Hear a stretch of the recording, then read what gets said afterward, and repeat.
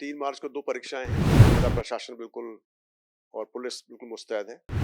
ऐसी कोशिश कर रहे हैं कि जो प्रक्रिया है वो इतनी स्ट्रॉन्ग हो जाए कि इसमें जो फर्जीवाड़े करने वाले बच्चे हैं वो नहीं आ पाएँ। बच्चों का भविष्य क्या होगा, शायद ये फैसला तो सरकार को करना होगा। नमस्कार, द नगरी मीडिया में आपका एक बार फिर से स्वागत है। देखिए, प्रदेश के युवाओं के कई सवाल हैं। उन सवालों के जवाब तलाशने के लिए अक्सर वो दर-दर भटकते हुए नजर आते हैं। ऐसे ही कई सवाल हमारे पास आए और उन सवालों का जवाब जानने के लिए एक बार फिर से हम पहुंच चुके हैं राजस्थान कर्मचारी चयन बोर्ड। बोर्ड अध्यक्ष मेजर जनरल आलोक राज जी हमारे साथ मौजूद हैं, उनसे बातें करेंगे। सर, युवाओं के मन में बहुत सारे सवाल हैं। फिर से परीक्षाओं का दौर शुरू हो रहा है। सबसे पहले तो 3 मार्च को होने वाली 2 परीक्षाओं के बारे में जानना चाहेंगे। बोर्ड की क्या तैयारी है और युवाओं को क्या मैसेज है इन परीक्षाओं का? तो 3 मार्च को 2 परीक्षाएँ हैं। 3 मार्च को सुबह की शिफ्ट में संगणक की परीक्षा है, जिसमें करीबन पौने 2 लाख बच्चे अभ्यर्थी इसमें अपीयर होने चाहिए। और उसके बाद में कम्युनिटी हेल्थ ऑफिसर एग्ज़ाम है, जो कि सेम डे को दोपहर में है। उसमें करीबन 92,000 बच्चे अपीयर होने चाहिए और बोर्ड की पूरी तैयारियां हो चुकी हैं। जिला प्रशासन बिल्कुल और पुलिस बिल्कुल मुस्तैद है और मुझे उम्मीद है कि कोई किसी तरह की परेशानी नहीं होगी। और मैं सभी आपके माध्यम से सभी अभ्यर्थियों को ये आग्रह करना चाहूँगा, बताना चाहूँगा कि वो टाइम से पहुँचें। अभी भी मेरे पास कई बार कॉल आते हैं, कई लोगों के थ्रू कॉल आते हैं, अलग-अलग लोग कि हमको 1 मिनट लेट हो गया, 2 मिनट लेट हो गया, हमको आने दिया जाए। तो आप सबसे ये उम्मीद है कि आप 1.5-2 घंटे पहले पहुँच जाएँ अपने एग्ज़ामिनेशन सेंटर के ऊपर और पहले से पता कर लें कि आपका एग्ज़ामिनेशन सेंटर कहाँ पर है। उसकी मतलब लोकेशन आप जान लें गूगल के ज़रिए या दूसरे ज़रिए, और उसके बाद आप टाइम से पहुँचे ताकि आप लेट ना हो पाएँ। और मुझे उम्मीद है कि बच्चा अच्छा कार्रवाई करेंगे और अच्छे रिज़ल्ट रहेंगे। सीएचओ भर्ती परीक्षा की बात की जाए, एक बार ये भर्ती परीक्षा पेपर लीक होने की वजह से रद्द हो चुकी है। ऐसे में क्या विशेष इंतजाम किए गए हैं अब दूसरी बार? हाँ, बिल्कुल विशेष इंतजाम किए गए हैं और अभी ऐसा कुछ भी नहीं होगा, पेपर लीक की संभावना बिल्कुल नहीं है। और इसका जो ख़ास श्रेय जाता है वो राज्य सरकार को जाता है, क्योंकि उन्होंने बहुत ही मुस्तैदी से और हमारे एसओजी, हमारे राजस्थान पुलिस ने बहुत अच्छे तरीके से एक कैंपेन चलाया है और काफ़ी दोषी लोगों को उन्होंने पकड़ा है और काफ़ी जो संदिग्ध लोगों को पकड़ा है। और बोर्ड ने भी काफ़ी तैयारियां की हैं, अलग-अलग इनोवेटिव तरीके निकाले हैं, जिसकी वजह से ऐसी कोई संभावना नहीं होगी कि पेपर लीक हो जाए। सर, एक भर्ती परीक्षा, पशुचर भर्ती परीक्षा जिसे कहें, 7,000 पदों के लिए 17 लाख आवेदन आए हैं। किस रूप में इस परीक्षा को देखते हैं, क्योंकि ये आपके कार्यकाल की सबसे बड़ी भर्ती परीक्षा होने जा रही है?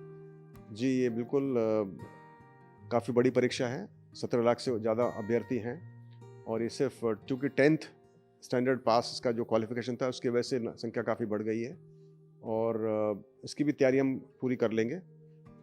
इसका एग्ज़ाम तो सितंबर के अंदर में रखा हुआ है। चूँकि 17 लाख बच्चे होंगे तो उसके अंदर हम 6 से 8 पारियों में एग्ज़ाम कराएँगे ये ऑल ओवर राजस्थान। और मुझे उम्मीद है कि इसमें कोई किसी तरह की परेशानी नहीं होगी। ये ओएमआर बेस्ड एग्ज़ाम होगा और चूँकि बहुत बड़ी परीक्षा होगी तो उसकी तैयारी भी काफ़ी बड़ी करनी पड़ेगी। लेकिन हमारे पास वक़्त है और हमारे पास पूरा सहयोग है राज्य सरकार का, जिला प्रशासन का, संभागों का, और हम कोशिश करेंगे ये पूरी परीक्षा ऑल ओवर राजस्थान हर डिस्ट्रिक्ट में कराएँ। तो इसकी पूरी तैयारी कर ली जाएगी। सर, पशुचर भर्ती परीक्षा को लेकर विद्यार्थियों को कोई खास संदेश, क्योंकि परीक्षा से पहले परीक्षार्थियों के मन में बहुत ज़्यादा डर बना हुआ रहता है। कई बार वह ऐसे गिरोह के चंगुल में फंस जाते हैं जो उनको नौकरी लगाने का झांसा देते हैं। तो मेरा सब अभ्यर्थियों से यही एक संदेश है कि कई बार मुझे मैसेज आए बच्चों को कि ये इसका सिलेबस क्लियर नहीं है, एलेबोरेट नहीं है। तो हमने विभाग से बात की इसके बारे में, जो संबंधित विभाग है, और उनसे कई बार इसके बारे में चर्चा हो चुकी है और उन्होंने बोला कि पहले कई ऐसी परीक्षाएं हुई हैं जिनके अंदर इसी तरह से सिलेबस दिया गया है। तो सिलेबस तो इतना ही काफ़ी होता है, ज़्यादा विस्तृत सिलेबस हम नहीं दे सकते हर चीज़ के लिए।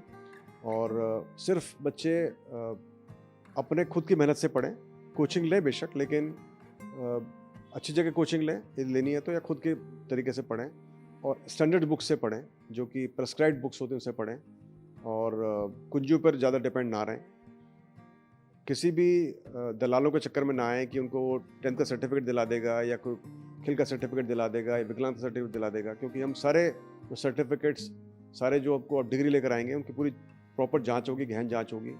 हमने इस इस फॉर्म भरने के प्रोसेस में आपको लिंक आधार से लिंक भी किया है, और जिन अभ्यर्थियों ने आधार से लिंक नहीं किया है उनको हम अलग से जांच करेंगे। तो यानी कि ऐसी कोई संभावना नहीं कि आप इम्पोस्टर बन के या डमी अभ्यर्थी बन के एग्ज़ाम दे पाएँ। तो यानी कि जो बच्चा मेहनत करेगा, जो बच्चा खुद एग्ज़ाम देगा और अपने बलबूते पर आएगा, वो बच्चा सफल हो पाएगा। जो फर्जीवाड़े करके बच्चे आएंगे वो पकड़े जाएंगे, आज नहीं तो कल पकड़े ही जाएंगे। इसलिए बेस्ट है कि आप अपनी मेहनत से तैयारी करें और इसमें सीट सिक्योर करें। सर, फर्जीवाड़े का अगर जिक्र आया है तो सूचना सहायक भर्ती परीक्षा में एक बार फिर से बोर्ड ने एक बड़ा फर्जीवाड़ा पकड़ा है, उसके बारे में जानें। तो ये बहुत बड़ा तो नहीं है, लेकिन ये है कि बच्चों ने जब ऑब्जेक्शन किया, हमारी जो प्रोविजनल की थी सूचना सहायक की, उसमें हमने देखा कि एक अभ्यर्थी ने एक अपने जो प्रूफ होता है क्वेश्चन का, जो उसको सूट करता है, उसके हिसाब से जो आंसर सही है, उसका सूट करने के हिसाब से उसने जो एक अथॉरिटी लगाई है या जो उसने एक रेफरेंस मटेरियल लगाया है, उसमें उसने वॉर्फ करके यानी कि डॉक्टर करके उसने उसमें जो सेंटेंस वो लिख दिया है। और उसके बाद फिर उसको मैंने ट्वीट भी किया, मैंने बताया भी कि जो ओरिजिनल डॉक्यूमेंट क्या है और जो डॉक्टर डॉक्यूमेंट क्या है। तो वो बच्चा उसमें पकड़ा गया और उसके हम खिलाफ कार्रवाई भी करेंगे।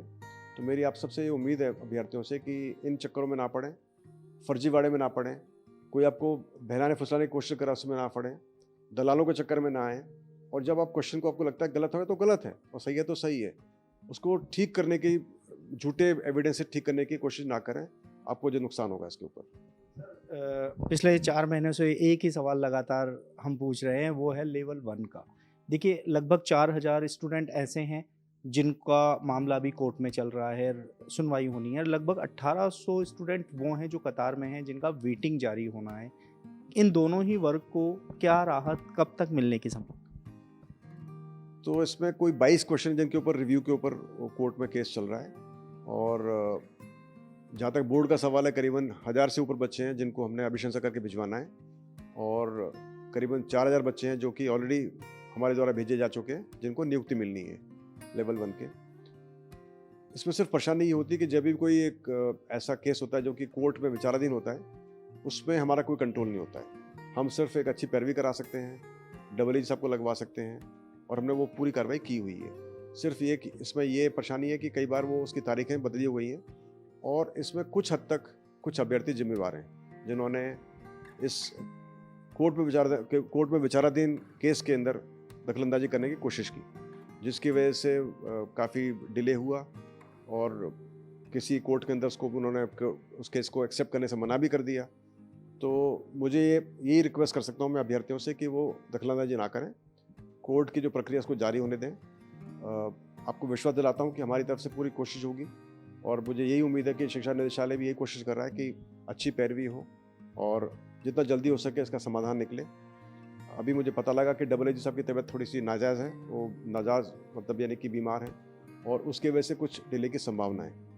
तो उम्मीद करते हैं कि वो जल्दी ठीक हो जाएंगे और जल्दी से उसकी तारीख नई होगी और जल्दी से बच्चों को न्याय मिलेगा। लेवल 1 की 1900 कुछ सीटों पर जो वेटिंग जारी होनी है, उसके लिए एक ऐसा मैसेज, क्योंकि वो लगातार परेशान हो रहे हैं और दर-दर भटक रहे हैं कि वेटिंग कब तक आएगी, उनको एक जवाब मिल जाए ताकि वो परेशान होने से बच सकें। नहीं, वेटिंग तो मूल पद के बाद ही आती है, तो उसके बारे में तो कुछ भी कहना उचित नहीं होगा। हम सबको पहले मूल पद को क्लियर करना होगा, फिर वेटिंग आएगी, तो उनको अभी थोड़ा ध्यान रखना पड़ेगा। एक सवाल जो इन 4000 अभ्यर्थियों के मन में ही नहीं, नौकरी लगे हुए उन अभ्यर्थियों के साथ ही मेरे मन में भी है, यदि फैसला याचिकाकर्ता के पक्ष में आता है तो जो कम अंक वाले अभ्यर्थी लगे हुए हैं, क्या वो हटेंगे या फिर पदों की संख्या बढ़ेगी? ये एक संभावना का सवाल है सर, कि यदि याचिकाकर्ता के पक्ष में फैसला आता है तो क्या परिस्थितियां रह सकती? तो ऐसे केसेस में कुछ भी पहले से बोलना उचित नहीं होता है, क्योंकि जब ये केस कोर्ट में विचाराधीन है तो उसके बारे में टिप्पणी करना अनुचित होगा।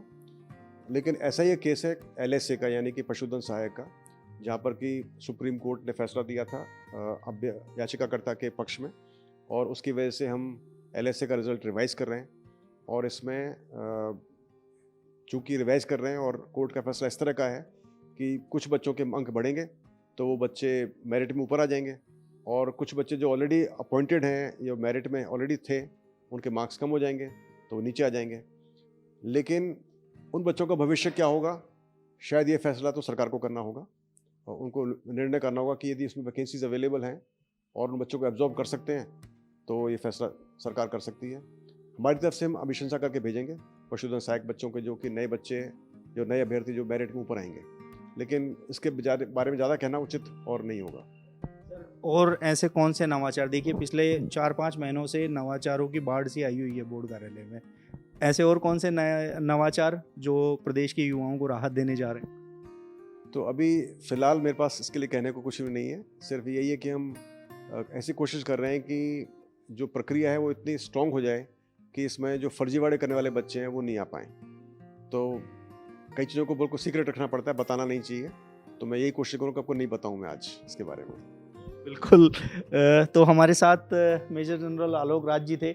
देखिए लेवल 1 और लेवल 2 के जो लेवल 1 के अभ्यर्थी थे जिनका कोर्ट में केस चल रहा है, इसके साथ ही जो प्रतीक्षा सूची का इंतजार कर रहे हैं, उनके लिए आलोक राज जी ने एक मैसेज दिया है, साथ ही उनको जवाब भी दिया है कि उनको परेशान होने की ज़रूरत नहीं है। तो वहीं पशु परिचर भर्ती की बात की जाए तो 17 लाख अभ्यर्थियों के लिए बोर्ड ने परीक्षा को लेकर एक मास्टर प्लान बताया है। साथ ही 3 मार्च को आयोजित होने वाली 2 भर्ती परीक्षाओं को लेकर भी पूरी तरीके से बोर्ड तैयार है। इसके साथ ही बोर्ड का खास निर्देश और संदेश है कि जो फर्जीवाड़ा करेगा परीक्षा में उसके खिलाफ सख्त कार्रवाई होगी। ऐसे में परीक्षा पर ध्यान रखिए, अपनी तैयारी करते रहिए। इसके साथ ही अधिक से अधिक जानकारी के लिए बोर्ड की वेबसाइट और जो मेजर जनरल आलोक राज हैं उनके ट्वीट पर नज़र रखिए, ताकि आप हर ताज़ा अपडेट जो जानकारी है उससे अपडेट रह सकें। आप देख रहे हैं द नगरी मीडिया, मैं हूं ललित वर्मा।